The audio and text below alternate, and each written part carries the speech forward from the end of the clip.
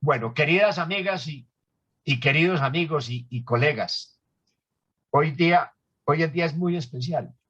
Este día es muy especial por dos circunstancias. Hace 10 años, Gustavo González, profesor Gustavo González, que nos acompaña, creó esta iniciativa en la Universidad de los Andes. Inédita, ANEIA. Es una sigla un tanto extraña, pero eso quiere decir agronegocios e industria alimentaria. Como sabemos, la Universidad de los Andes no tiene facultad ni de agronomía, ni de veterinaria, ni cosas por el estilo, pero tiene una máquina portentosa de formar el mejor talento humano posible. Y la idea de ANELLA es que es una opción de grado para personas que de cualquier carrera estén terminando sus estudios, en vez de hacer lo que llaman la disertación, trabajo de grado o tesis, se inscriben voluntariamente.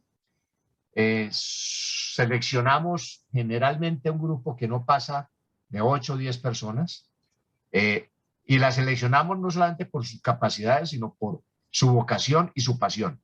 Entonces, el propósito es despertar esa vocación y esa pasión en nuestros ingenieros, nuestros administradores, nuestros abogados, etcétera, etcétera, etcétera.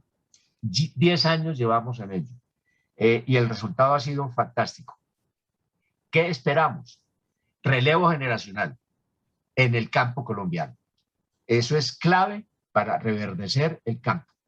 Y eso es clave para entender que el campo necesita que si es en algo es intensivo, es en talento, es en conocimiento y es en habilidad gerencial.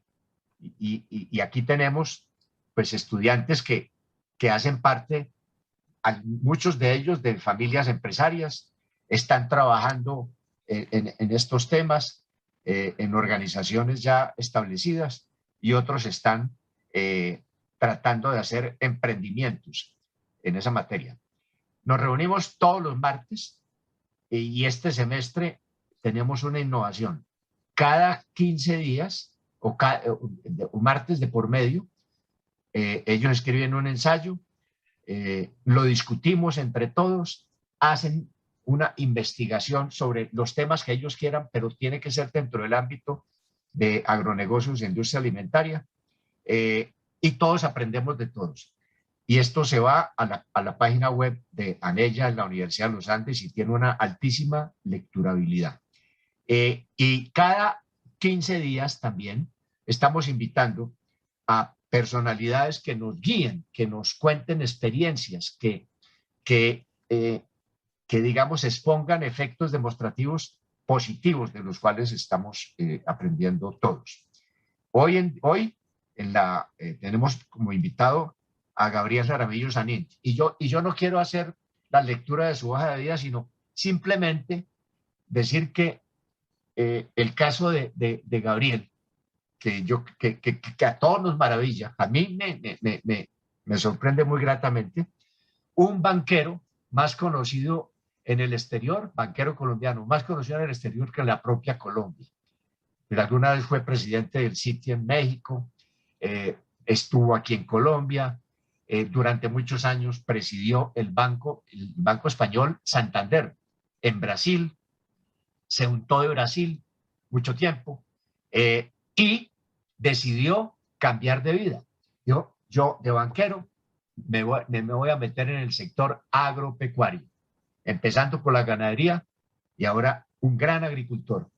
¿Cómo es esa transición de banquero internacional a un agricultor y a un ganadero en la mitad de nada, en Bichada? Pero la mitad de nada es el proyecto más ambicioso que muchos conocemos acerca de la ganadería sostenible, y un proyecto enorme también en la siembra de maíz, como él nos va a compartir. Esta es la presentación que queríamos hacer. Vamos a darle la palabra a Gabriel para que haga su presentación. Vamos a exprimir lo más posible esta oportunidad. Luego, 3 o 4 de nuestros estudiantes van a hacer muy pequeñas, muy breves intervenciones, no más de 1 minuto, para hacer un comentario, para hacer una pregunta. Le damos la palabra a Gabriel y luego nuestros invitados tienen la palabra también. Ojalá que no pasemos de 1 minuto y por grupos de a 3, y Gabriel va reaccionando a, a las picaduras de lengua, por llamarlo de alguna manera. Quiero darle la bienvenida a Gustavo, muy especialmente, Gustavo González, ya lo mencioné, está con nosotros, y mis compañeros de coordinación, Luis Felipe Arias es nuestro coordinador de ANEYA, él va a hacer la moderación, y también saludo a Felipe Colmenares, que de tiempo atrás nos ha venido ayudando, y a nuestras estudiantes y nuestros estudiantes de este semestre y de semestres pasados, que también nos están ayudando. Esa es la introducción que quería hacer. Quiero, Luis Felipe, que tú asumas la moderación. Invitamos a Gabriel y quiero extenderle de verdad nuestra inmensa gratitud por dedicarnos parte de su tiempo a compartir con este grupo. Gabriel ya tiene los nombres de nuestros invitados tan distinguidos que hay aquí hoy, de modo que yo no voy a repetir esas presentaciones, ya nos conocemos todos entre todos,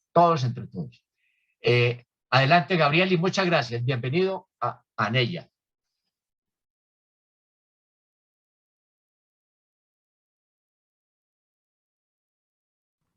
Gracias por esta invitación y por esa introducción que me abruma, y me abruma también la presencia de personas tan distinguidas, no solamente los estudiantes de ANEYA, sino unos verdaderos líderes del sector que venir a hablar al frente de ellos, de alguna manera lo pone a uno nervioso. Sin embargo, es un placer estar aquí hoy. Estoy a compartir una idea de lo que estamos haciendo en este proyecto de ganadería en los llanos orientales, y después lo abro para preguntas que podamos establecer y un diálogo que podamos tener. Las personas mayores como yo tenemos una decisión que hacer. La vida cambió hoy en día. Hay una fase adicional de vida que no tenían en nuestros antepasados, nuestros padres realmente. La vida de ellos era más o menos de 3 fases, y la nuestra tiene una cuarta. Es un periodo vital, y entonces cómo usar ese tiempo mejor, y es un conundrum que tenemos todos los que estamos en recorriendo esa nueva vida, y cada uno decide cómo llevarla. Es algo que se está aprendiendo, no hay ninguna fórmula. La fórmula mía fue hacer cosas de las que no sabía nada y que tuvieran un impacto en bastantes personas, un impacto positivo. Y es así como llegué a la ganadería, con el interés de traer desarrollo económico a Colombia en una actividad que de alguna manera es atacada socialmente desde muchos puntos de vista, es mal comprendida, que es la ganadería de carne tropical. Y sin embargo que es importantísima en términos de empleos en la economía, en términos de participación en el PIB y la cobertura geográfica. 700 municipios colombianos son ganaderos. Entonces todo lo que hagamos en bien de la ganadería tendrá un impacto en el bienestar de todas esas familias que día a día practican esta actividad. Sin más introducción, voy a presentarles unos slides que me ayudarán a guiar este proceso.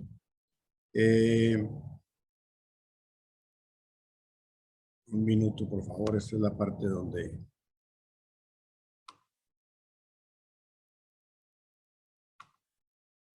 Bien, yo espero que estén viendo la presentación. Este primer slide lo que muestra es lo interesante que es trabajar en una actividad sustentable, la cantidad de organizaciones y conocimiento que hay que incluir para poder llevar a cabo esa misión de tener una actividad económica rentable eficiente, competitiva y al mismo tiempo sustentable, que atienda los reclamos de la sociedad de hoy sobre, en este caso, lo que es la ganadería. Voy a hablar un poco sobre el mercado de carne para posicionarnos un poco en estos 4 gráficos, y no haré más sobre esto. La carne vacuna es realmente tiene una elasticidad de precio enorme.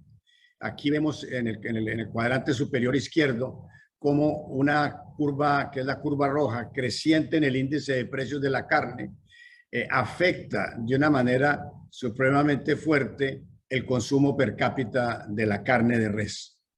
Entonces, eso de por sí es un tema que da una lección muy clara en qué negocio estamos. Y después, cuando vemos nuestros competidores en las proteínas animales, en el cuadro superior derecho, vemos cómo la proyección de consumo de carne 9 hecho por la FAO muestra cómo las 3 proteínas, pollo, cerdo y la carne vacuna, la carne de res, pues están creciendo, pero vemos la vitalidad con que la carne de pollo está creciendo en ese periodo, la expectativa, la carne de cerdo igualmente, y cómo la carne de res crece a un ritmo, digamos, más modesto.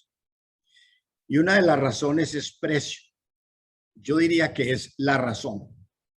Y si vemos el cuadro en la parte inferior izquierda y cogemos los mismos índices de precio de la FAO, vemos cómo cuando comparamos la carne de res con pollo, que es las barras azules, o lo comparamos la carne de res con el cerdo, vemos que la carne de res en el 2021 es 3,5 veces más cara que la carne de pollo y es 1,5 veces a nivel mundial que la carne de cerdo.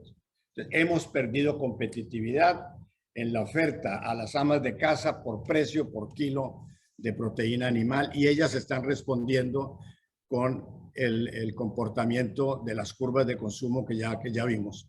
Y solamente para posicionarlos, ¿quiénes son los grandes importadores de carne de res en el mundo?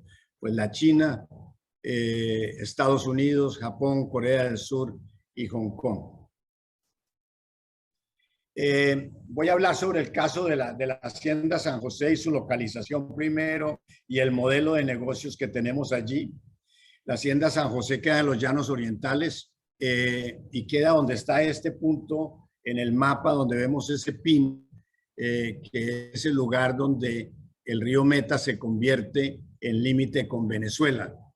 Este lugar lo escogimos porque era el lugar más lejos que encontramos, más difícil de llegar y el más pobre. Realmente la pobreza de los pueblitos que tenemos alrededor nuestro, que están unos a 150 kilómetros por las extensiones que hay allí, pero la pobreza era brutal, la falta de presencia del Estado inexistente, las reservas indígenas sin escuelas, sin puesto de salud, al sol y al agua, una cosa realmente. Entonces decidimos hacer el proyecto allí para tener impacto sobre esa región también y con el convencimiento de que sin infraestructura, sin presencia del gobierno, en el abandono total, pues si esto podría tener éxito allí, podría tener éxito en cualquier parte. Este mapa provoca una conversación, habla de un país viejo, que es el Colombia donde vivimos el 95% de los colombianos, donde se desarrolla más del 95% de la actividad económica del país. Un país viejo, un país mañoso, un país con su historia, un país supremamente poblado, difícil en su geografía y un país supremamente rico por el lugar en que se encuentra en el mundo y por la calidad de esa población colombiana innovadora y trabajadora que ha hecho ese país y ha construido ese país en medio de esas cordilleras y condiciones y diferentes climas. Y después tenemos el otro país, que es el país nuevo, los Llanos Orientales, un potencial enorme para crecer económicamente, para volver a Colombia un líder en el agro, en el agronegocio, y después el Amazonas, un deseo de la sociedad de preservar esa riqueza lo mejor posible. Y estos Llanos Orientales, desde el punto de vista pues son una región desafiante, pero fuera de que hay que matar un tigre todos los días, como en todos los negocios, allí lo que hay es una riqueza enorme, es una nueva frontera agrícola, un régimen de lluvias espectacularmente bueno, ríos abundantes, agua subterránea, buena luminosidad, potencial para ganadería sostenible, buena estructura del suelo, es una tierra semiarcillosa, biodiversidad robusta en microespecies, plantas, insectos, peces y animales salvajes, preservación de unos bosques morichales con una riqueza brutal. Y allí todo se da la palma, el caucho, los cereales, los granos, la ganadería, los forestales, azaí, marañón, lo que se ensaya allí se da. Y como dificultad, pues tiene unos suelos de baja fertilidad, pero esos suelos de baja fertilidad no son peores que los suelos que había en el Mato Grosso cuando se abrió el Mato Grosso hace unos 20, 25 años. Y tiene poco desarrollo de infraestructura. De hecho, no tiene infraestructura y uno utiliza los ríos para mover las cosas y tal, pero eso no importa, esa la puede construir el hombre, eso no tiene problema.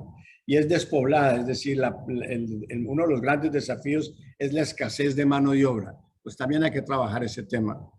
Y hay una práctica anual de quemar esas sabanas todos los años, lo cual pues crea un desafío muy grande para el desarrollo de la región, pero todos esos temas son trabajables. Conclusión, es un área importante, es la mitad del tamaño de Alemania. Si le incluimos los llanos orientales venezolanos, somos más que Alemania y está todo por hacerse allí. Voy a entrar ahora al tema de lo que es la ganadería. La ganadería tradicionalmente, como los viejos la entendieron bien, pues tenía tres pilares, y era el pilar de la agricultura de pastos, el manejo del ganado, la forma de hacer las cosas y la genética. Y había diferentes formas de pensar, o hay personas con las que yo empecé esta actividad, mayores y con mucha experiencia, me decían, mira, Gabriel, esto es 50% pastos, comida, 40% manejo y 10% genética, y en diferentes épocas han tenido diferentes formas de entender esto. Hoy son 5 pilares. La agricultura tiene que ser regenerativa, la genética tiene que tener un fin económico y claro, y la sostenibilidad no es una buena idea, es necesaria para sobrevivir.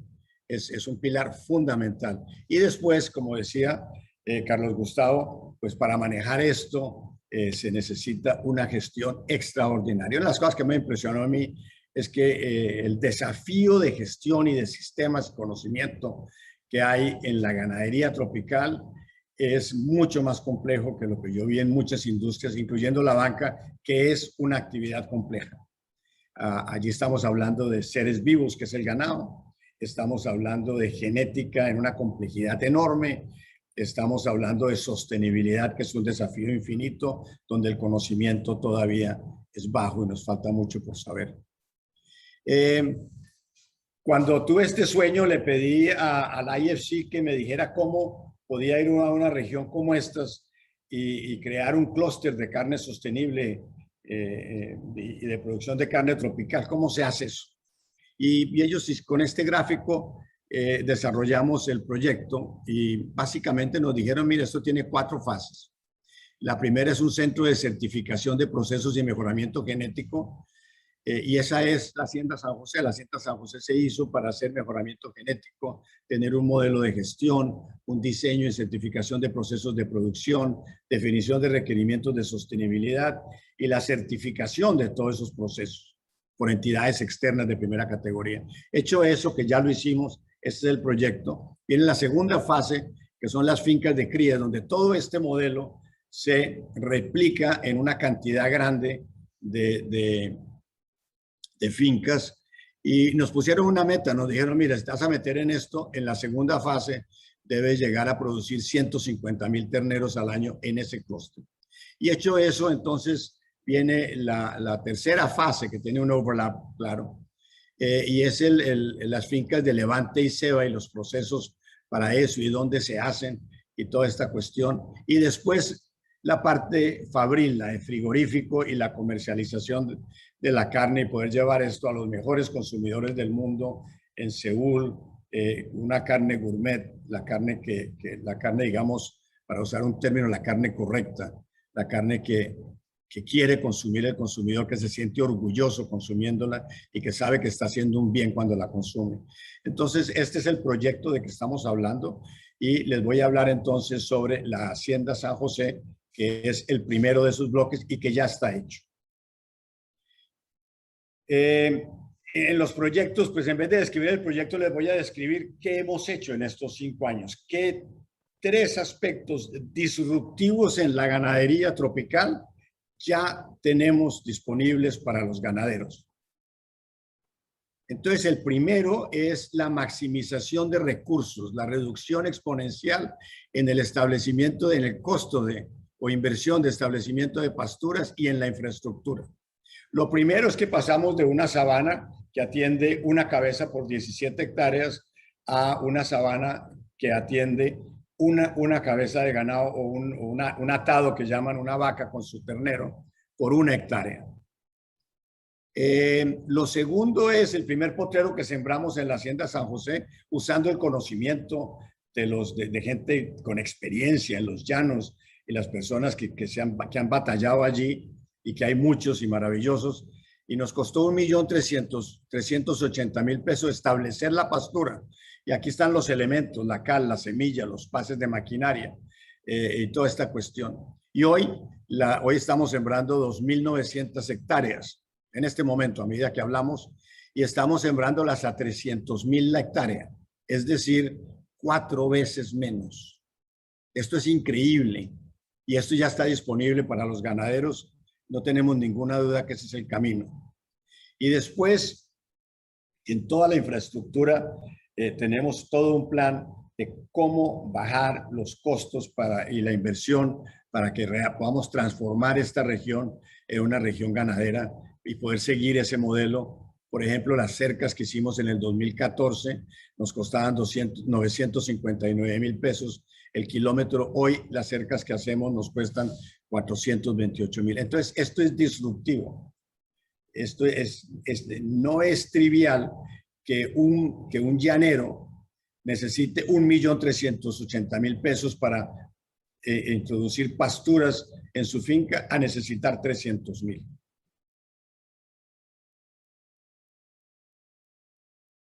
Aquí nos tocó inventar cosas, nos tocó innovar para poder reducir esos costos. Y les voy a mostrar el tipo de innovaciones. Una de ellas es la siembra por estolón. Nosotros no compramos semilla. La semilla vale unos 350.000 a 450.000 pesos la hectárea. Entonces lo que hicimos fue crear unos semilleros naturales y sembrar esos estolones, esas mismas. Y ahí vemos cómo cortamos y segamos a un nivel muy bajo esa semilla que ya no hay que importarla de Brasil.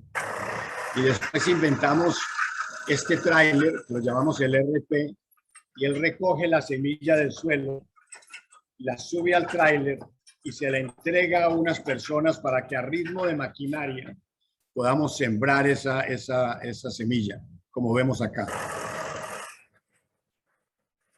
Entonces unas personas cómodamente atrás, con sombra, a ritmo de tractor van sembrando el pasto. Esto parece todo trivial, es sencillo, sin embargo, de un impacto enorme. Y esto es como para ilustrar el tipo de cosas que hay que hacer allí para bajar los costos de esa manera. Y finalmente, con un arado neutro, pasamos a alta velocidad, le echamos tierra a esa semilla y sembramos nuestros pastales, que dicho también aprovecho para decir que son tan buenos o mejores que cuando se hacen con semilla. Entonces, el primero fue una disrupción en el costo de la infraestructura para tener una unidad ganadera de carne tropical. La segunda es una genética para reducir las emisiones y para tener mejores resultados económicos. Y es un tema de velocidad de producción. Entonces, el ganado extraordinario que venimos trabajando en Colombia y mejorando todos los días por grandes ganaderos, es un ganado tardío para el mundo de hoy. Es un ganado que ha mejorado muchísimo. Nadie puede negar que hace 15 años y 20 años nuestra ganadería tenía un ganado inferior al que hay hoy. Sin embargo, él es tardío, sigue esta curva de crecimiento lento y un crecimiento a un tamaño muy grande, peso por edad. Y lo que necesitamos para poder competir con el pollo y con el cerdo y con las otras razas, las razas de ganado en áreas no tropicales, tenemos que meterle velocidad a ese desarrollo del animal. Y entonces esa es la curva de la precocidad, un crecimiento muy rápido y para de crecer. Y eso nos permite ser competitivos con el pollo, porque en los últimos 25 años, un pollo entre nacimiento y sacrificio se demoraba 105 días, 120 días para estar listo. Hoy se demora 35, 30 días, se habla de menos, estoy seguro que lo van a reducir más. Y el pollo que producen hoy en 30 días es un pollo, en unos casos, 5 veces con más carne que el pollo de los 120 días. Y el cerdo exactamente igual. El cerdo de hace 25 años era de 360 días entre nacimiento y sacrificio. Hoy es de 120 días, se está hablando ya de 100 días. Hay ya operaciones que trabajan a los 100 días y un poco menos. Entonces, ellos han bajado el ciclo de producción 3 veces. Y las amas de casa han respondido. ¿Han respondido cómo? Consumiendo su producto más. Antes se vendía más la carne de res, hoy se vende más el pollo y el cerdo. ¿Por qué? Porque están compitiendo en eficiencia, compitiendo en precio. La oferta de valor a la ama de casa es mejor. Es mejor porque ella está decidiendo.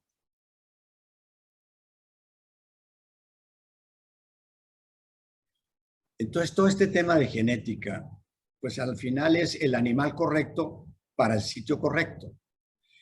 La mejor fábrica de hacer carne que hay en el mundo es esta raza negra que se llama Angus. Unos señores en el municipio de Aberdeen y en el municipio de Angus en Irlanda, en Escocia, perdón, en Irlanda, en Escocia, hace 150 años, decidieron juntarse y mejorar sus animales para hacer un animal que fuera como más redondo, más pequeño, más carne, menos hueso, y empezaron a pensar en cómo mejorarlo y ese es el resultado que tienen. Y siguen trabajando con el conocimiento científico de cada momento en mejorar este animal. Esto es lo que deberíamos tener en los llanos orientales. Yo lo hubiera llevado a San José. En efecto, tenemos toda clase de experimentos con esto, pero ellos no se dan bien allá porque ellos fueron hechos para esos municipios. Lo que nosotros tenemos que hacer es nuestro propio animal para nuestro trópico, para el trópico de los llanos. Tenemos que hacer un animalito como este, lo que yo llamaría el Angus tropical. Y si ellos lo hicieron en 150 años, nosotros no nos podemos demorar 150 años en hacerlo. Pero hoy la ciencia nos permite hacerlo mucho más rápido. Tenemos un intervalo generacional en genética que lo hemos reducido de los 8 años que nos demoramos, 8 a 10 años, que nos demoramos en hacer un cambio generacional genéticamente, hoy lo estamos llevando a 19 y 20 meses. O sea que nosotros podemos hacerlo unas 5 o 6 veces más rápido de lo que se hacía anteriormente. Entonces, de esto es que estamos hablando de un ganado que llamamos de ciclo corto. Esto lo hacemos con una selección meritocrática. Aquí no hay manipulación genética, no hay nada que aterre, no hay algo que la sociedad rechace. Realmente lo que hacemos es, cogemos un rebaño y el 20% superior es el que usamos para reproducir. Eso se llama la presión de selección, para que siempre los mejores meritocráticamente sean los que estén pasando su sangre. Y eso lo hacemos con evaluación fenotípica, que es un poco el conocimiento que hemos desarrollado a través de los años de unas personas muy conocedoras, supremamente serias, que analizan el animal con diferentes medidas y cuestiones. Y después, lo que nos permite la ciencia desde los últimos 10 años, la evaluación genotípica. Es identificar cuáles son los genes que le permiten a ese animal pasar a otro animal determinadas características de producción. 100% de los animales en nuestro proyecto son genotipados. Es una cosa muy rara que yo conozca en Brasil. Tal vez hay una sola hacienda de tamaño que genotipe el 100% de los animales. Después, el mejoramiento genético, pues es más que un concepto. El mejoramiento es una disciplina, es una cosa con rigor. Y lo que hace es que cada nueva tanda de animales es mejor que la anterior. De tal manera que uno va moviendo el promedio del rebaño y ese mismo rebaño en la misma tierra, con los mismos costos, va a producir más carne que el rebaño anterior. Ese es el mejoramiento genético que hay que introducir solamente con variables de producción. No hay que preocuparse de otras cosas. Y claro, los hijos deben ser mejores que las madres. Aquí hay una vaca sensacional, tiene un índice genético de 713. Ese es un índice genético excelente, un animal realmente diferenciado y estaría en el top de un rebaño, estaría en el top 10, 12%. Los hijos, el que tiene la barriga, usando unos algoritmos, podemos ya decir que va a salir con 11.93 medido con el mismo índice, es decir, será un top 5% de este rebaño. Y el hijo que ya está mamando, que ya nació, es un 11.50. Esto es mejoramiento genético. Una gran vaca con dos hijos, pues no el doble mejores, pero exponencialmente mejores.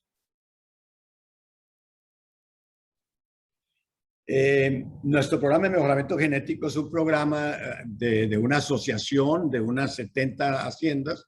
Tenemos 90.000 matrices en el programa. Llevamos 27 años. Genotipificamos el 100% de los animales. Usamos una normativa que dio el Ministerio de Agricultura de Brasil para mejoramiento genético. Colocamos una presión de selección fuerte donde solamente el 20% superior de los animales se pueden usar para reproducción.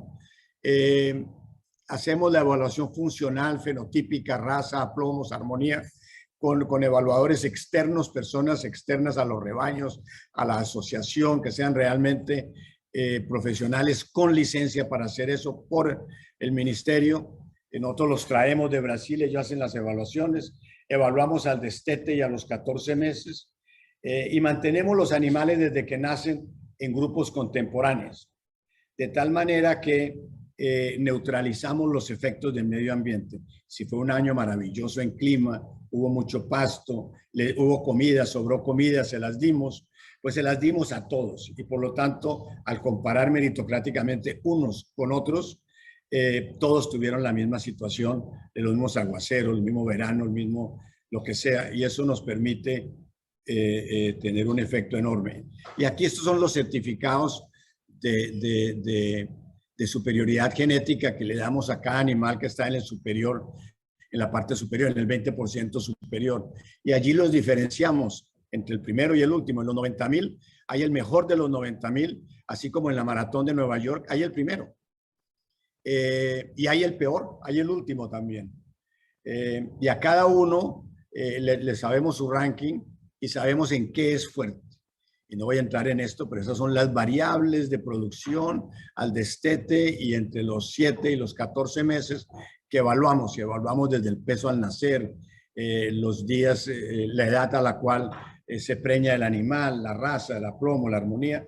Y tenemos unos índices que agregan toda esta información y entonces sabemos la superioridad genética, el índice genético, sabemos el índice al destete, que es una cosa que al ganadero le interesa muchísimo, sabemos el retorno maternal del animal y sabemos ahora desde hace 3 meses y después de 10 años de trabajo con varias universidades, ya tenemos también el índice frigorífico, el índice de calidad de carne y de producción de carne que transmite genéticamente ese animal.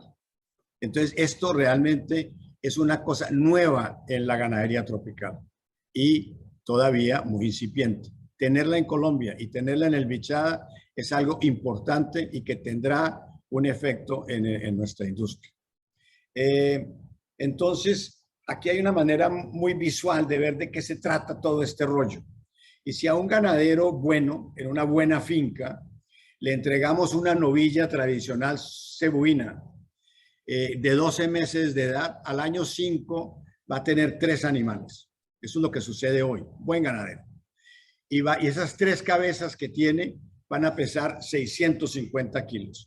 Si a ese mismo ganadero, con los mismos supuestos, en el mismo lugar, le entregamos un animal de ciclo corto de los que ya tenemos, al año 5 va a tener 7 cabezas que representan 2.120 kilos vivos.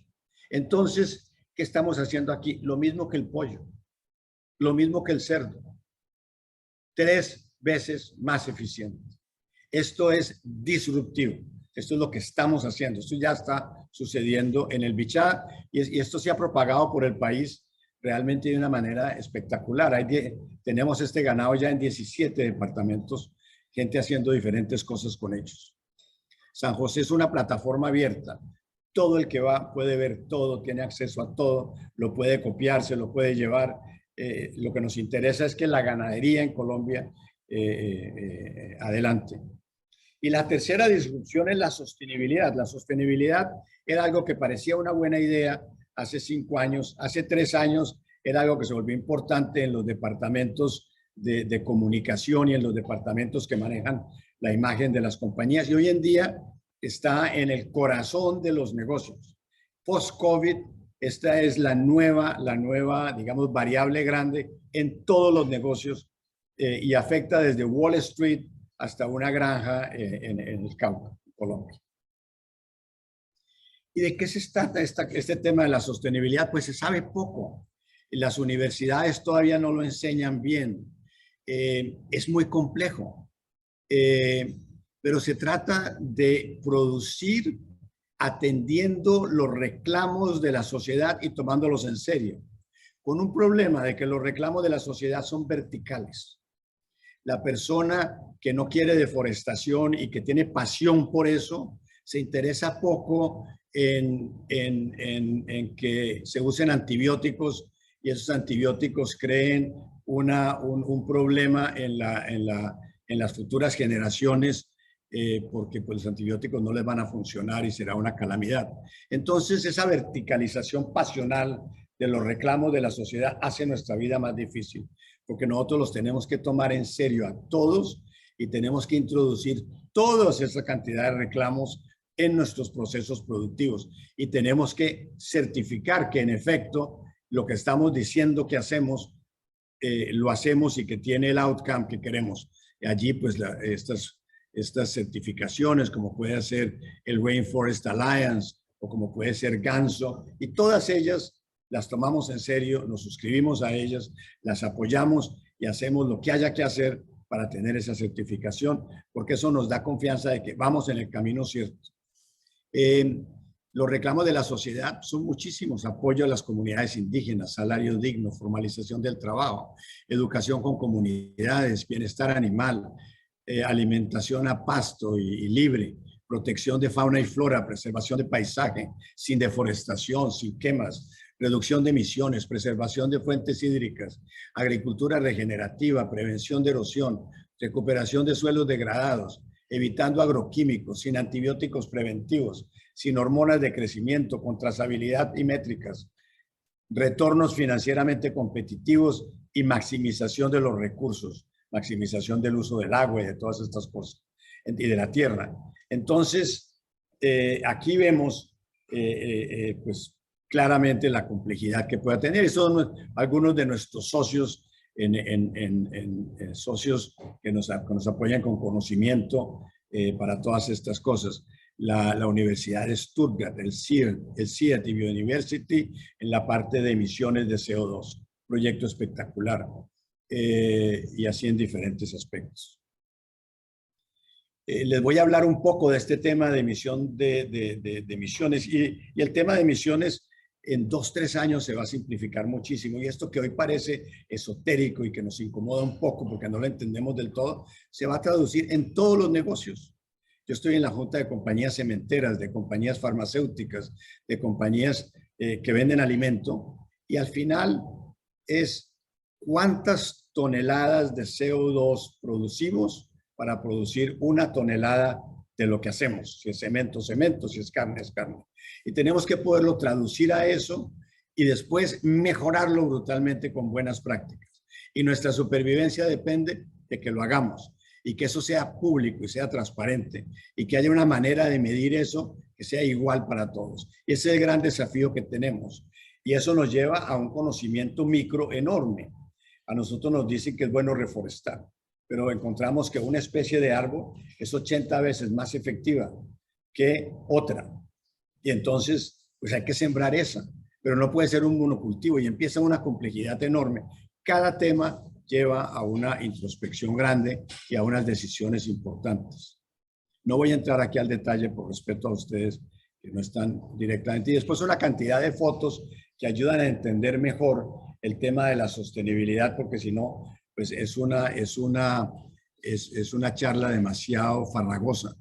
Y entonces empieza por las personas que hacen parte de las unidades ganaderas, las personas que están alrededor, y alrededor de las personas los niños. Entonces, el modelo de enseñanza, la manera como los niños aprenden, los profesores enseñan, los administradores de la escuela administran esa obra de teatro y cómo los padres de familia y la comunidad son parte de ese proceso de que los niños aprendan. Yo le dedico igual tiempo a esto que le dedico a la genética. Y ya empezamos con 125 niños, 3 profesores y una escuela caída. Hoy tenemos 3 escuelas, 250 niños brotaron de las sabanas, niños que no sabíamos que existían.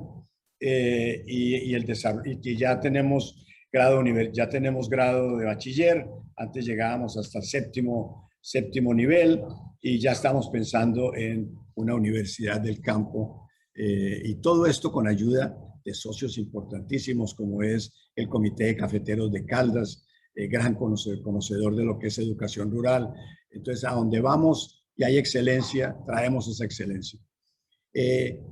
La preservación del bosque, el hecho de dejar el bosque sin tocar para siempre, ahí no se sacará nunca nada, ni se introducirá nada, y después dejar un buffer entre el bosque y el pasto, para que ese bosque de pronto se pueda expandir, porque ya sin la quema no sabemos si de pronto va a poder encontrar una manera de crecer, y después no tumbar los árboles que existen, sino dejar esos árboles naturales y hacer lo que podría ser un silvopastoril natural, que sería el mejor de todos. Y entonces, visualmente, de esto es que se trata, el cuidado del paisaje, que es tan importante para otros. Voy a ir más rápido. El manejo del ganado como tal, la amabilidad con que se maneja, el confort del ganado, las banderas, los diseños de los corrales, por la profesora Grandin, la mayor autoridad del mundo en bienestar animal. Y después, cómo transportamos el ganado, lo transportamos por el río, mantenemos todo ese sistema digestivo activo, porque no es que lo alimentemos para engordarlo, sino que lo alimentamos para que esas bacterias estén funcionando y esa unidad biológica esté estabilizada con agua, con un poquito de sal, minerales, pasto cortado el día anterior, con sombra y un baño para hacer que ese viaje sea muy amable. Y después el agua y la mantenemos limpia con peces para que esas bacterias del animal que está tomando allí no nos den una situación, digamos, no buena para ese ganado en términos de su confort. Y después toda la energía es solar. Aquí vemos los tanques de agua para los bebederos y las bombas son con energía solar y tal. Y después todo el tema de la fauna, que es maravilloso, la riqueza que hay allí, la micro y la macro. Todo esto lo hacemos con socios importantísimos. Como un ejemplo, hace un mes los animales capturados por Orinoquia fueron llevados por la Fuerza Aérea a San José y fueron liberados desde panteras hasta tortugas y micos y creo que eran 90 animales en ese avión, todos liberados para entrar a estos ambientes que han sido protegidos. Y después la agricultura regenerativa, que es un concepto complejo pero relativamente fácil de entender. Los suelos se forman con material biológico debajo de la tierra y por lo tanto, ¿cómo hace uno para que entre ese material allá? Y la mejor manera de hacerlo es con las raíces. Entonces, un pasto que enraiza profundamente es un pasto que va a llevar material biológico y a medida que ese pasto, que esa raíz va profundizando, y eso lo medimos, pues las nuevas raíces sustituyen las raíces viejas. Las raíces viejas se descomponen y esa descomposición es lo que llamamos capa vegetal. Entonces nosotros, a medida que alimentamos el ganado, realmente estamos, como vemos en esta fotografía superior derecha, lo que estamos administrando es la producción de raíces, porque eso nos hace que nos convence y nos hace que estas tierras en 15, 20 años sean tierras bastante fértiles y mucho mejores. Y después con eso secuestramos esa putrefacción, secuestra el CO2 y lo guarda allí por millones de años. Y todo eso es medible. Y después el manejo de los canales para manejar las lluvias. Las lluvias son sensacionales, pero son muy dañinas si no se manejan bien. Entonces, aquí vemos una draga en el centro en junio del 2014 y después vemos la misma foto en el mismo lugar en junio del 2015. Mismo mes de lluvias, el mes más lluvioso, esta tierra amablemente sembrada en pasto y atendiendo animales y todo con la mejor técnica y todas estas cuestiones. Bien. Y entonces lo dejo allí y espero haberles despertado a curiosidad sobre esta actividad, además fascinante, porque si algo encontré en la ganadería es que es una delicia trabajar con ella por la complejidad que tiene. Luis, antes de que tú tengas la moderación, pues yo no sé cómo llamar a Gabriel, pero yo creo que es como el poeta de la creatividad. Es una exposición extraordinariamente buena. Yo me quedo cuando fuimos a San José, con Mónica, con Jaime, contigo, con otros amigos, yo vi personalmente parte de este milagro, que es escoger el mejor talento humano. En eso uno no puede ahorrar. Y San José tiene el mejor talento humano posible. Y lo otro, me acuerdo algo que se me grabó, para que nos lo expliques, si puedes, en 30 segundos o un minuto. La mansedumbre es genética. La mansedumbre es genética. A mí sí me grabó eso cuando tú nos contaste eso. Ganado absolutamente manso. Y espero que Javier Durán, con otros profesores, colegas, estén aquí porque deben estar fascinados escuchándote. Javier maneja el área de gestión al cual nuestro programa está escrito dentro de la Facultad de Administración.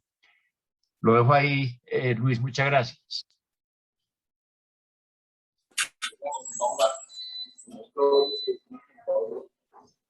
Gracias, Carlos Gustavo. Estimado Gabriel, magnífica presentación. Un placer tenerlo con nosotros y reitero una vez más el agradecimiento por parte de todo el equipo de ANEA. Daremos entonces lugar pues, a un espacio de discusión, de intervenciones y preguntas. Animaremos en primer lugar a los estudiantes miembros de ANEA para posteriormente darle el espacio a los demás invitados. Sé que Carlos Enrique y José Félix Laforit empezaron levantando la mano. Entonces, les dejaré en primer lugar hacer una breve intervención y entonces continuamos con los estudiantes. Entonces, adelante, Carlos Enrique. Hola, Carlos Gustavo, doctor poeta de la creatividad. Pepe, buenas tardes. Hola, ¿cómo estás? Muchas gracias por la invitación. Una sola pregunta por ahora, en corto plazo. Pues admirable todo lo que has hecho, Gabriel, impresionante. ¿Cómo sacas la carne desde tan lejos? Supongo que por río. La semana pasada tuvimos una conferencia en el Consejo de Competitividad con Ricardo Hausmann y alguien le preguntó eso y dijo, mire, la autopista hacia Venezuela está por el río. Pero bueno, quería oírlo de ti.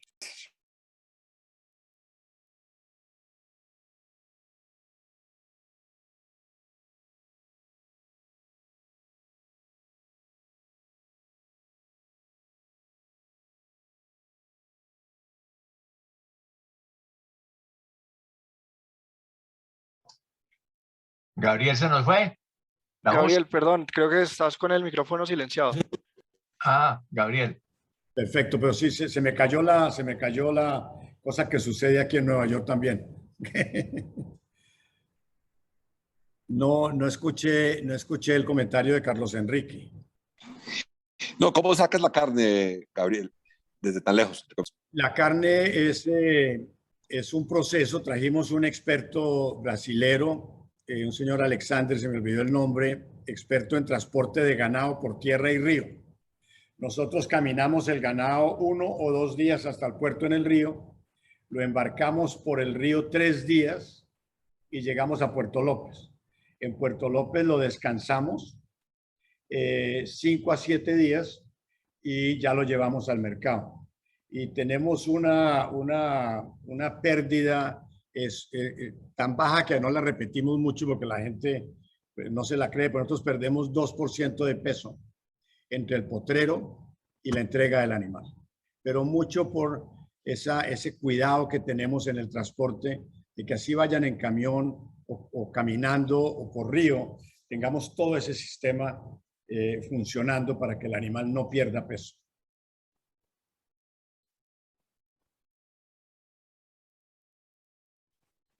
Gracias, Gabriel y Carlos Enrique. Le damos la palabra ahora a José Félix Laforí.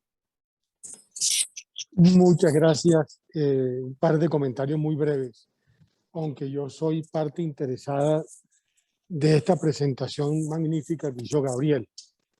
Lo primero que tendría que decir es lo siguiente. Gabriel, cuando llegó un buen día a Fedegan, me dijo un par de cosas que a mí me sorprendieron. Me dijo, mire, yo ya me retiré de banquero. Yo quiero hacer una cosa que no haya hecho, de la que no sepa nada, en un lugar donde no haya nada para dejar un legado. Y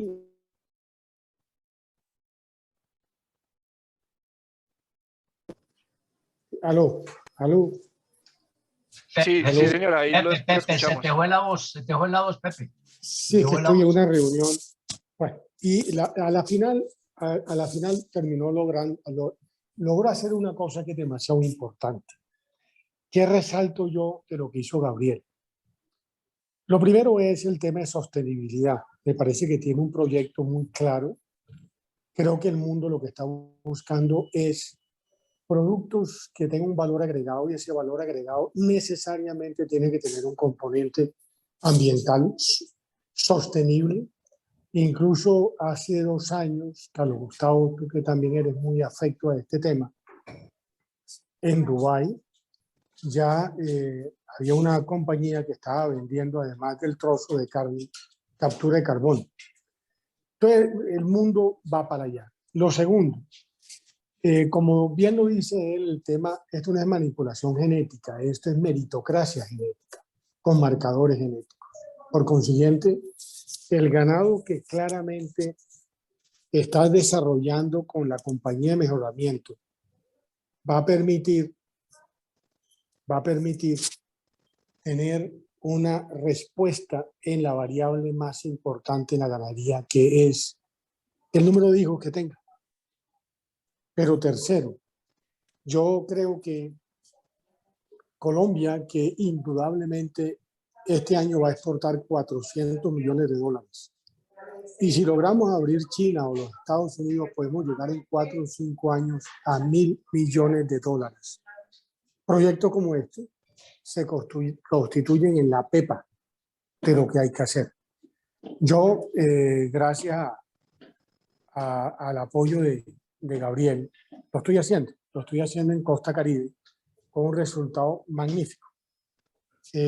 Mi hato de Nelore, pues ahí va, y yo sí aspiro a que una parte sustantiva de Costa Caribe vaya reconvirtiendo ganado que no tiene hoy en día ningún margen de productividad a ganados de esta naturaleza, porque la vocación de Costa Caribe, sin lugar a dudas, es la exportación de carne. Gracias, Carlos Gustavo. A todos un buen día.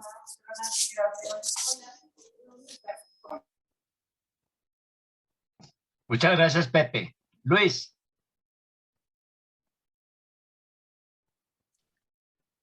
Listo. Gabriel, ¿me confirmas?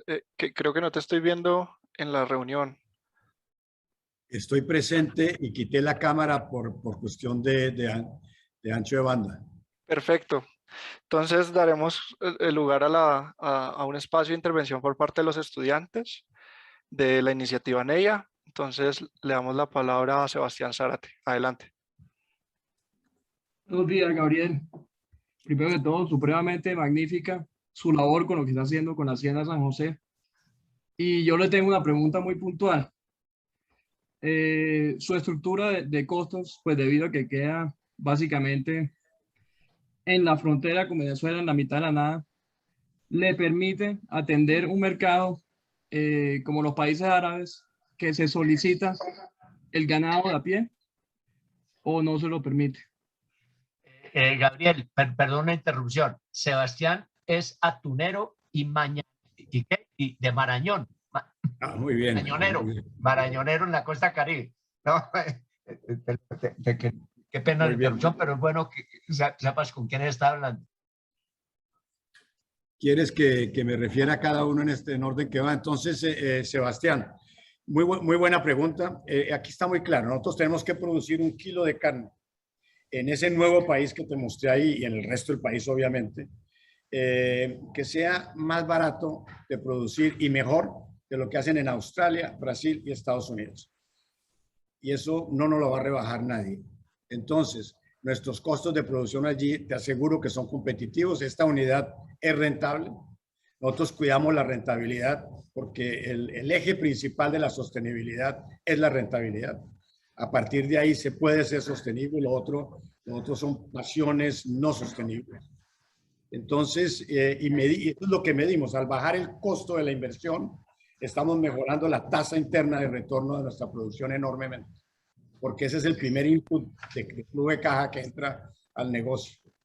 Y después, al acelerar la producción, como viste, genéticamente, pues estamos haciendo, desde el punto de vista de rentabilidad, dos cosas. Nosotros somos y seremos competitivos. La tasa interna de retorno que nosotros esperamos para una unidad de producción de terneros, fábricas de terneros, en ese clúster está entre 13 y 15%.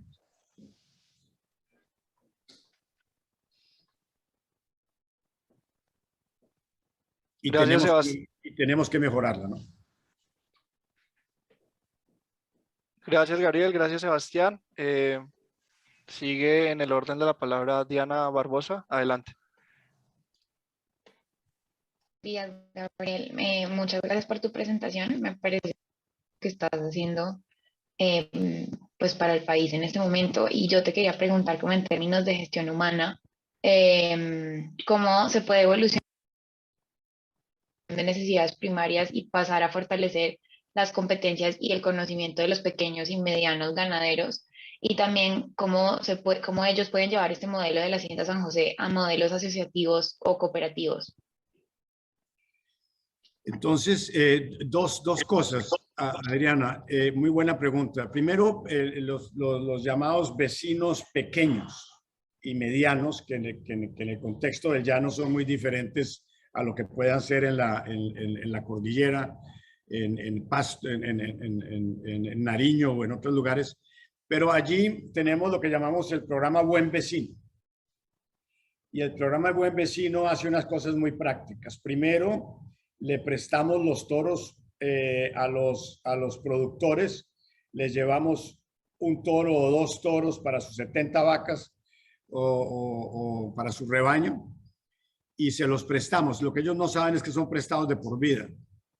Gabriel, se paralizó la imagen. Estoy yo paralizado. ¿Me escuchas ahora? ¿Me escuchan? ¿Sí? Sí, Gabriel. Aló, Gabriel, te perdimos. Ok.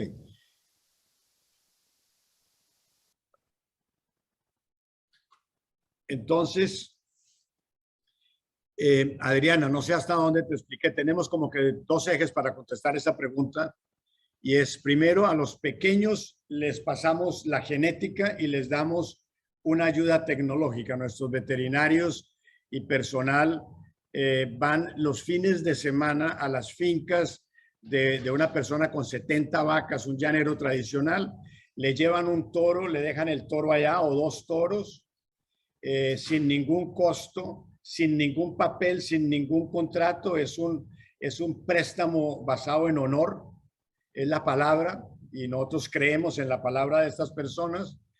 Les examinamos los animales, se los vacunamos y les vamos mostrando cómo funcionan las mejores prácticas en su corral, en su finca y esta cuestión. Y ellos mismos se van arrimando a San José, hacen preguntas, son visitantes asiduos de la finca, pero esa transferencia genética a los rebaños de ellos es un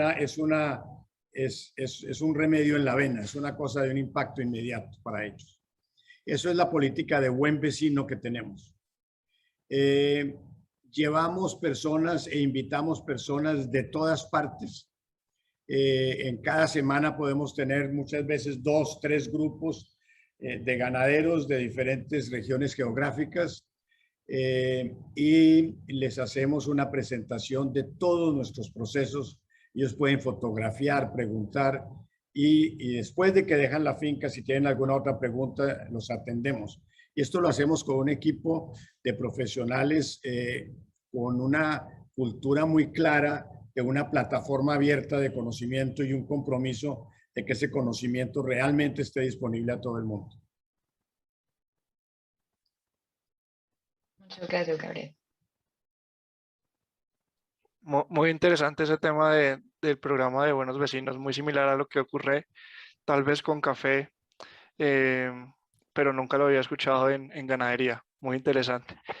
Seguimos en el uso de la palabra con Camilo Gutiérrez. Adelante, Camilo. Muchas gracias, Luis. Gabriel, muchas gracias por tu tiempo y por compartir todo esto con nosotros. Es realmente inspirador todo lo que están haciendo por el agro en Colombia.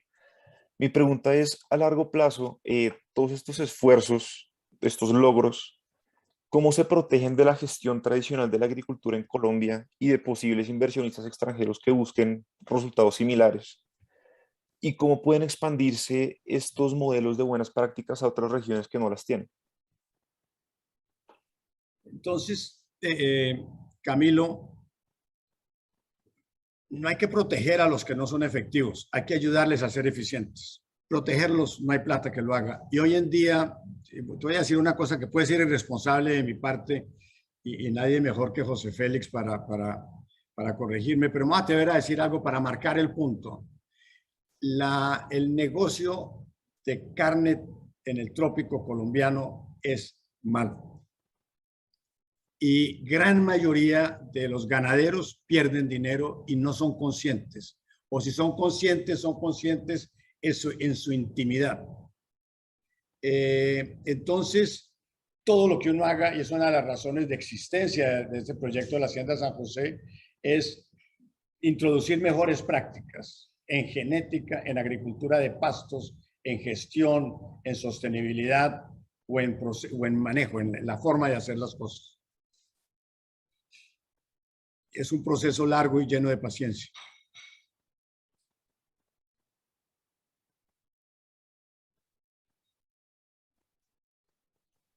Gracias, Gabriel, Camilo. Continuamos con Sebastián Villamil. Adelante, Sebastián. Gabriel, quiero empezar agradeciéndole por su excelente presentación. Yo tengo una pregunta un tanto puntual, y es en términos de productividad y viabilidad.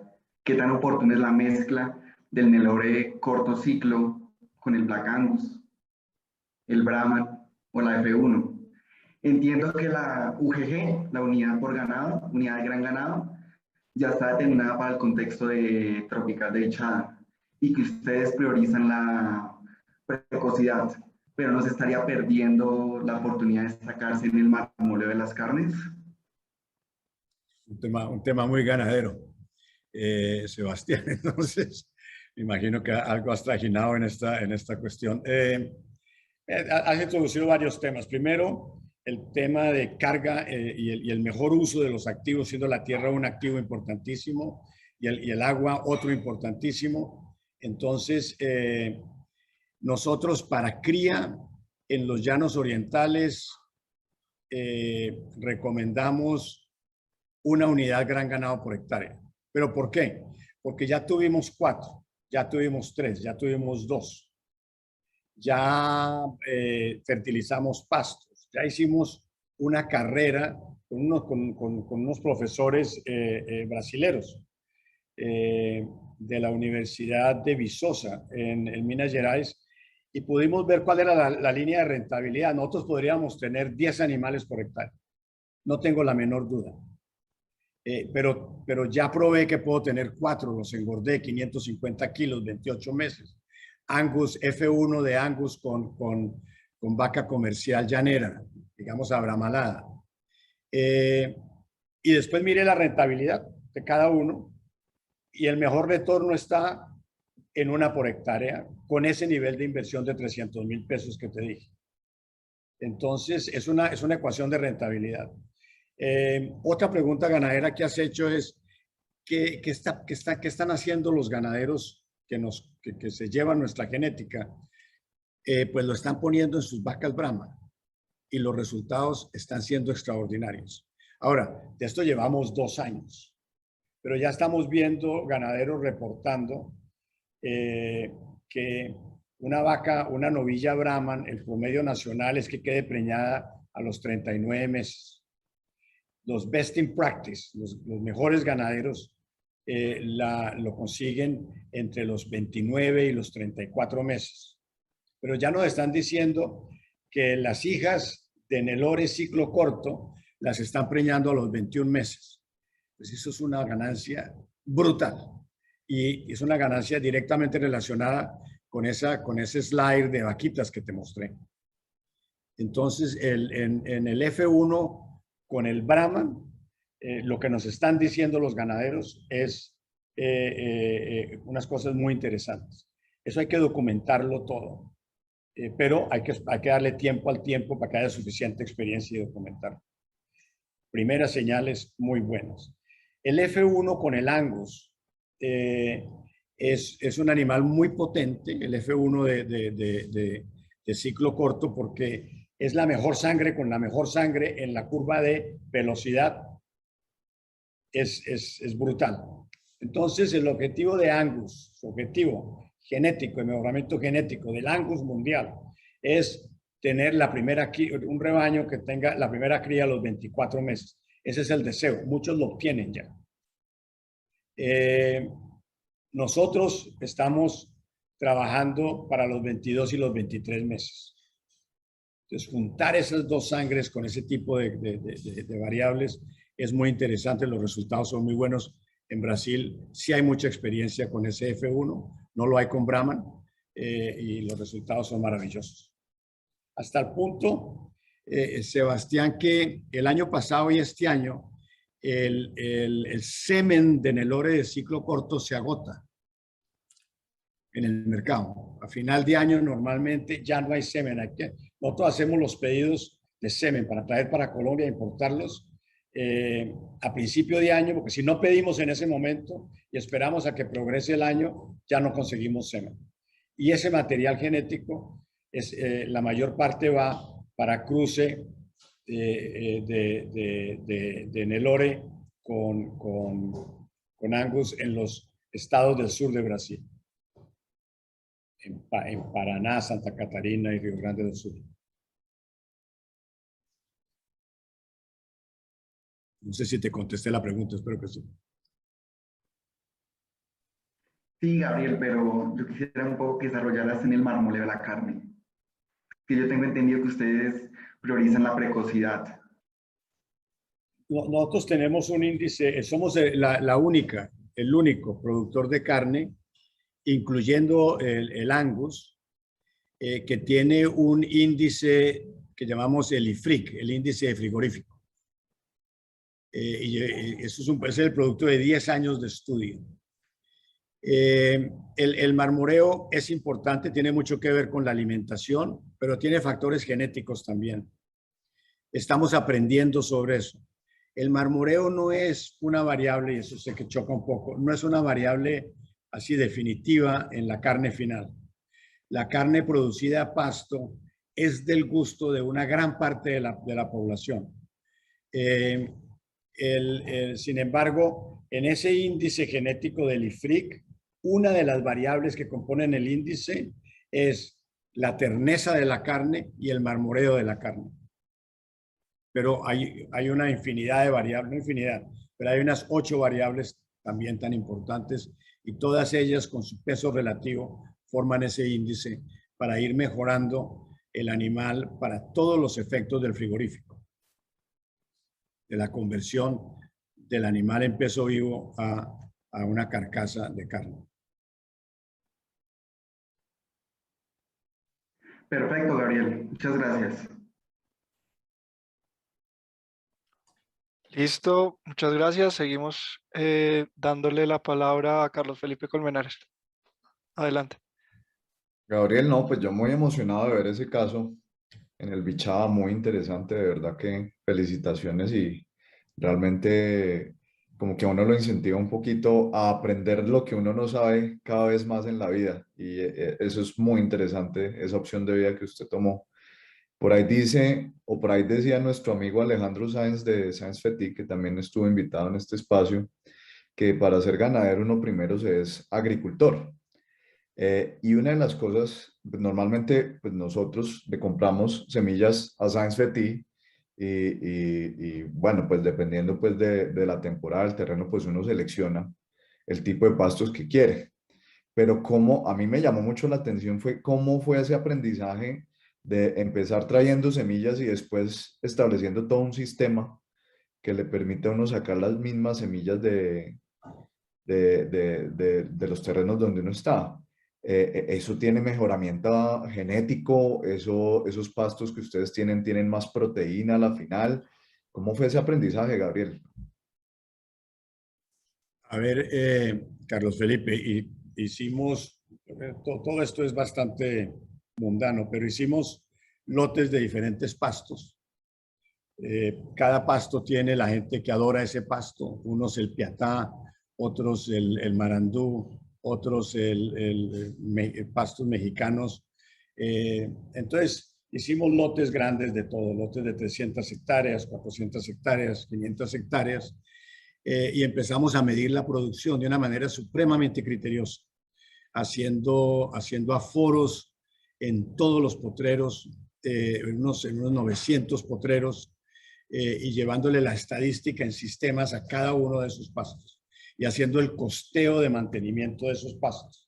Y encontramos cosas que todo el mundo sabía antes, pero nosotros las teníamos que encontrar desde el punto de vista de método científico, poderlo medir y poderlo demostrar. Y nos encontramos que para la cría en el Bichada, el mejor pasto es la Brachiaria humidicula. Y es el mejor pasto por su rendimiento económico como para la agricultura regenerativa. El pasto que tiene la mejor relación de producción de raíces con valor, digamos, alimenticio de la planta es la Brachiaria humidicula. Encontramos otros pastos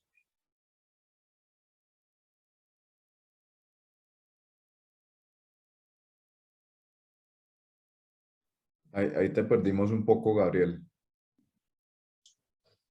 Sin embargo, hoy lo entendemos de manera diferente y con gran confianza y eso es lo que estamos haciendo.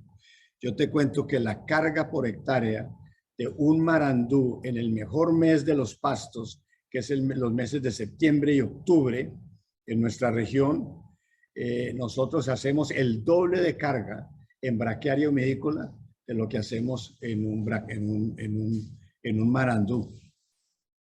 El doble de carga.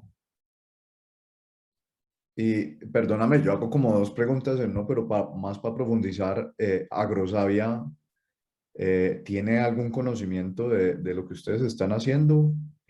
Porque yo no conozco que Agrosavia se meta como en esos tipos de pastos. nosotros somos muy cercanos a Agrosavia y a todas las agencias del gobierno. Nuestro mundo es un mundo por el lado positivo. Todo el que esté interesado y quiera, nosotros somos parte de eso. Y hemos hecho cosas muy interesantes con Agrosavia. Unas han dado buenos resultados, otras no, como es el mundo del aprendizaje. Pero sí, claro que hemos llevado a todas las directivas, a todo el equipo director, a todo el primer nivel. Y hemos hecho proyectos específicos en análisis de suelos con Brasil, en direct transfer, en semen. Hemos hecho cosas muy interesantes.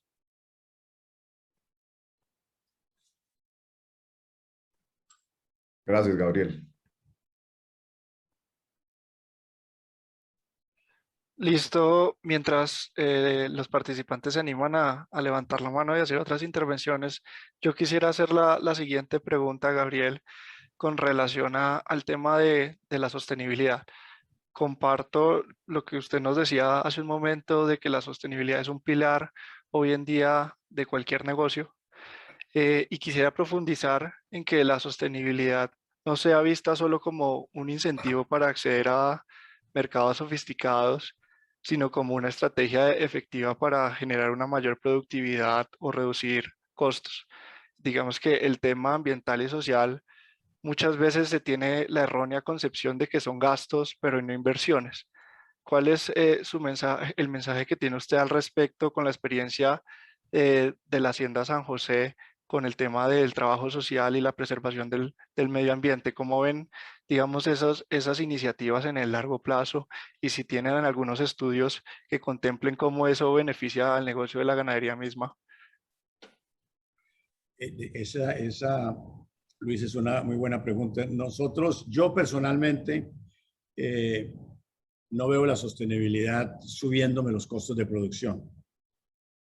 Sin embargo, sí ponemos mucho cuidado de que buscando un cierto outcome, un resultado, que es lo que queremos buscar en sostenibilidad, sí encontremos la manera de obtener ese resultado, el que sea, de la manera menos onerosa posible y ojalá que nos aporte. Carlos Gustavo hablaba de la mansedumbre del ganado. Pues la mansedumbre del ganado nos da un menor costo en la producción, en el corral, en los accidentes, en el manejo mismo. Necesitamos menos personas, estamos menos expuestos. Entonces, por todas partes lo que encontramos es que una vez se toma en serio y se vuelve parte de los procesos productivos, no hemos encontrado que seamos menos rentables que los que no practican eso. Yo creo que es al contrario. Ese rigor, esa disciplina te muestra un camino de una gestión mucho mejor y con mejores resultados. No sé si te contesté tu pregunta. Gracias, Gabriel. Y con respecto a los estudios, no sé si ustedes han podido cuantificar, por ejemplo, el impacto de preservar algunos bosques nativos, sobre todo con el impacto del cambio climático, no sé, en épocas de sequía, si han podido cuantificar, no sé, reducción en la temperatura de las fincas o algo así de ese estilo. ¿Qué estamos viendo en ese tema? Primero, tenemos un proyecto de 8 años. Es un proyecto que nosotros no entendemos de eso, yo no entiendo de eso. Pocas personas entienden ese tema completo, pero es el tema de las emisiones, digamos, que es uno de los aspectos importantes y del cual la sociedad tiene una gran alerta y es un gran tema hoy, tema a nivel mundial, tema enorme. Entonces, le pedimos al Banco Mundial, digamos, vea, ¿por qué no hacen ustedes? Díganos, ¿qué es un proyecto? Queremos medir las emisiones en la Hacienda San José y queremos medir cuál es la huella de carbono en la Hacienda San José. Y el Banco Mundial hizo los términos de referencia, lo abrió, escogió las entidades que iban a hacer ese estudio, ellos mismos lo hicieron y escogieron a la Universidad de Stuttgart en conjunto con el CIAT y con Biodiversity. Y ya llevamos 2 años y medio de ese estudio de 8 años. Ya tenemos los primeros resultados, van a ser publicados en Europa, están ahora en revisión de pares y será publicado en una revista científica. ¿Qué nos han dicho? La Hacienda San José tiene una huella de carbono favorable. Esto es increíble. Científicamente probado. Y será un documento de referencia porque es un documento científico. Entonces, pues la idea de producir carne con una huella de carbono favorable, es decir, nosotros secuestramos más de lo que producimos con los eruptos de los animales y toda esta cuestión. Y entonces ha sido una cosa sorprendente, hay que medirlo, y todo eso viene en gran parte por algo que tú mencionas, y es la preservación de esos bosques, dejar expandir los bosques, la agricultura regenerativa, la creación del suelo, y mil aspectos más, porque son muchos, van teniendo un efecto absolutamente importante y que yo creo que da un optimismo enorme. Es posible producir carne con una huella de carbono mínima. Es perfectamente posible, estoy convencido. Maravillosa la pregunta de Luis y la respuesta, Gabriel. Es increíble. El eje de la sostenibilidad es la rentabilidad, ya tú lo decías, pero ese documento va a ser maravilloso. El documento que se va a publicar en una revista científica sobre el tema. Realmente ese es un efecto de demostración, pues, sin igual, sin igual. Oh, qué maravilla, ¿no? Esto ha sido maravilloso. Yo no sé, los colegas, los presentes, qué otra anotación habría. Yo le quiero sacar, porque yo le quiero sacar una opinión, una impresión, una percepción al profesor Gustavo González, si nos acompaña todavía. Gustavo.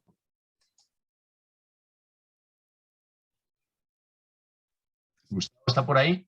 Si puedes activar tu micrófono, Gustavo. Muchas gracias, Carlos Gustavo. Muchas gracias, Gabriel. La tercera vez que tengo el honor y el gusto de haberte escuchado y haber visto las diapositivas cada vez son más iluminadoras, valga la verdad. Esto es como una especie de umbral de la esperanza para un país como Colombia.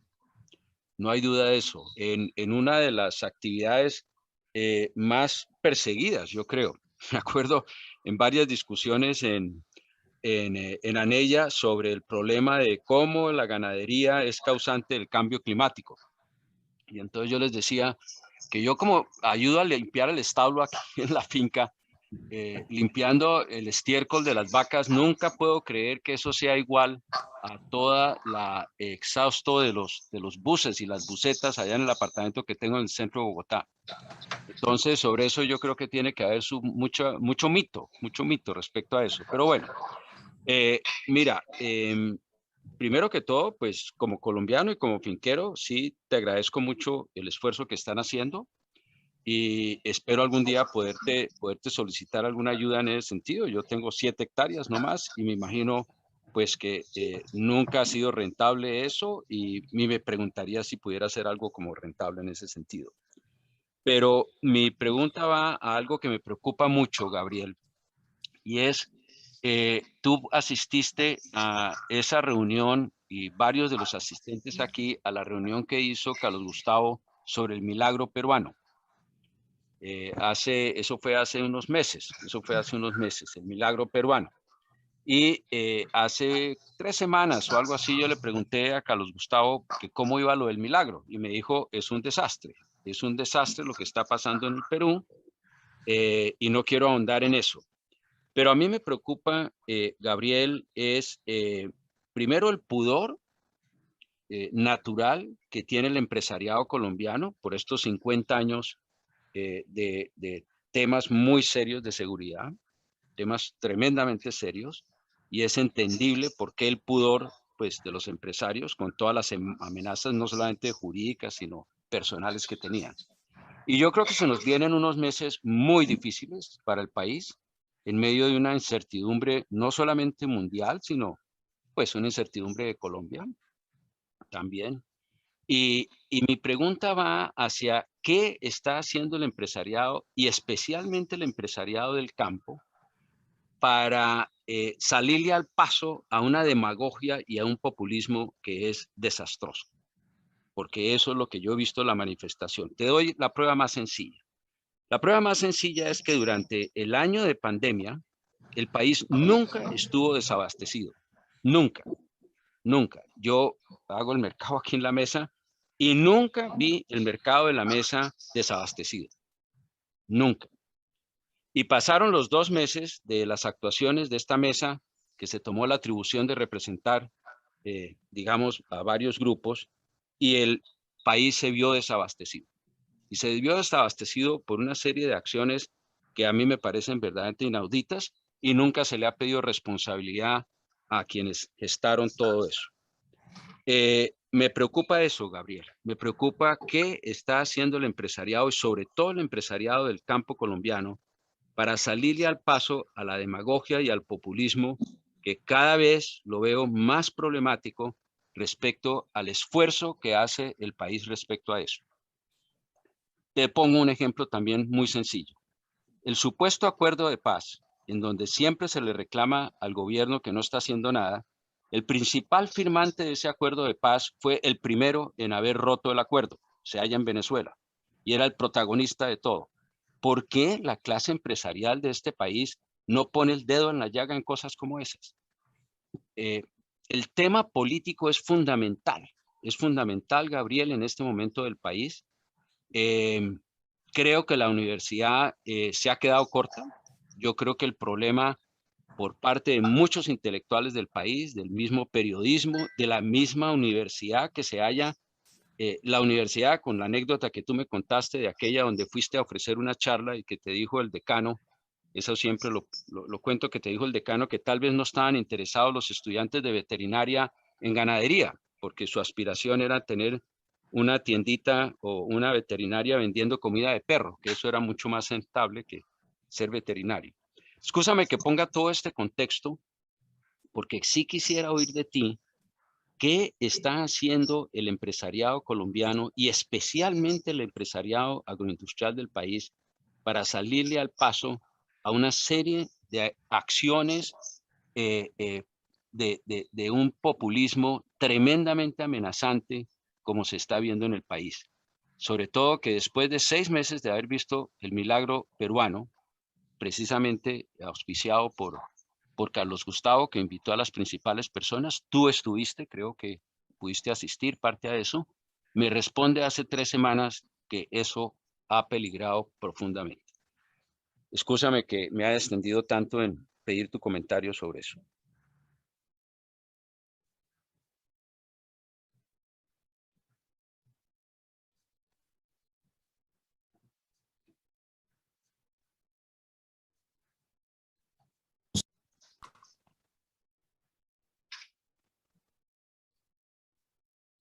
Gabriel, ¿estás en mute?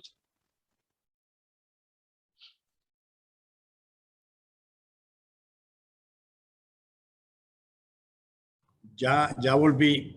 Creo que entendí, escuché suficiente, Gustavo. Te voy a hacer un comentario corto sobre les pido excusas, pero en este vecindario, cuando el señor Trump se presenta en Nueva York o algún miembro de la comitiva de él, entonces los sistemas de seguridad hacen que nuestra internet y todo realmente se afecte enormemente. Eso es una contribución al buen vecino. Pero bien, mira, el tema político es complejo, pero lo que sí está claro es lo siguiente. Colombia tiene una debilidad fuerte en su seguridad alimentaria. Fuerte. Nosotros somos un país con una debilidad fuerte en la cadena alimentaria. Eso debería ser suficiente para estimular la academia. La academia, como tú dices, no ha sido parte de nuestro campo por un tiempo muy largo porque el sector privado dejó de invertir en el campo por razones que todos sabemos y lógicas. Y por lo tanto, al no haber un flujo de inversión, pues no hubo mucha necesidad de conocimiento y entonces las universidades se dedicaron, digamos, a lo que se vendía correctamente, para ponerlo de una manera muy mundana. ¿Cómo vamos a estimular la academia para que vuelva a ayudarnos a hacer un campo más eficiente, a hacer un campo ganador, a volver y transformar a Colombia en un país que tenga seguridad alimentaria? Es un gran desafío. El sector privado tiene que hacer lo que está haciendo. La academia tiene que hacer un esfuerzo adicional, anormal, liderado por los rectores y sus consejos, porque lo necesitamos enormemente. Y para mostrar, digamos, el tema de nuestra debilidad en la cadena, en la seguridad alimentaria, yo no sé, pero voy a decir un número, y estará equivocado, pero es de ese orden. Un 75% del precio de un pollo, del costo de un pollo, es importado. O sea, quien come pollo, come importado. Quien come cerdo, come importado. Quien come carne de res a pasto, come nacional. Esa es la seguridad alimentaria. Nosotros tenemos que producir carne de res con pasto supremamente eficiente, como nos decía tal vez Sebastián más anteriormente o alguien. Oye, tenemos que hacer esto, pero no porque nos guste, es porque lo tenemos que hacer. Nosotros tenemos pasto y después tenemos que aprender a sembrar granos y tenemos que hacer 1000 cosas, y la academia es el lugar donde podemos, con ayuda del sector privado, tener la mejor genética para semillas, los mejores procesos productivos, la mejor maquinaria y los mejores procesos. Y no sé si te corresponde nada, que creo que no hay una respuesta clara a tu dilema, pero es el dilema de todos. Sí, te agradezco mucho, Gabriel. Bueno, señores, no sé si hay alguna intervención, ya le hemos dedicado, hemos exigido mucho tiempo a Gabriel. Yo salvo mejor opinión, los micrófonos están abiertos, pero creo que ha sido extraordinaria la presentación. Eso, pues yo no tenía duda de que iba a ser así.